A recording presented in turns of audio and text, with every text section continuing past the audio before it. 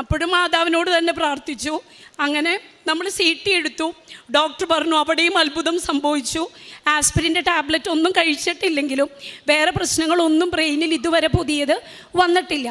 അങ്ങനെ മെഡിക്കൽ ട്രസ്റ്റിൽ നിന്ന് ട്യൂബോട് കൂടിയിട്ട് ആൾ കിടന്ന് പാരലൈസ് ആയിട്ടുള്ള ആ സിറ്റുവേഷനിൽ നമ്മൾ വൈക്കത്തേക്ക് ചെല്ലുകയാണ്. വൈക്കത്തുള്ള ഇന്ത്യ അമേരിക്കൻ ഹോസ്പിറ്റലിൽ നമ്മൾ അഡ്മിറ്റായി. അവിടെ ചെന്ന് ഡോക്ടർ ഡിസൈഡ് ചെയ്തു അടുത്ത ദിവസം നമ്മൾ ഫിസിയോതെറാപ്പി സ്റ്റാർട്ട് ചെയ്യുമെന്ന്.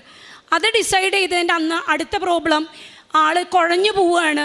ആൾക്ക് നിൽക്കാൻ നമ്മൾ പിടിച്ചു നിർത്തിയാൽ പോലും നിൽക്കാൻ പറ്റുന്നില്ല.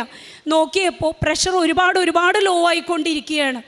അങ്ങനെ ഡോക്ടർ പറഞ്ഞു പ്രഷർ ഇങ്ങനെ ലോ ആയാൽ ശരിയാവില്ല, ചെറുതായി ഉപ്പോ എന്തെങ്കിലും ഫീഡിൽ ചെറുതായി കലക്കി കൊടുക്കുമെന്ന് പറഞ്ഞു.